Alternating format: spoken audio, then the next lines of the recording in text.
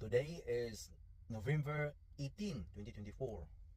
Maraming American truck drivers na suspended yung CDL license at iba natanggal yung CDL license. At maraming mga articles dito ngayon sa online. 163 truck drivers risk losing CDL license. 163 truck. Ito, open natin to. What's this one right here is a big one. All right.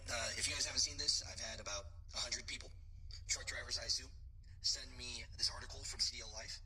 And I did some research about it. And yes, it is true. We've talked about this topic before, but it's coming to the time where this can happen. 163,000 drivers, it says, risk in losing their CDL when license downgrade start in November. So what date are we talking about here? The date that we're actually talking about here is November 18th of 2024. If you're a CLP holder, right, Agency for Drug and Alcohol Clearinghouse, and you're in that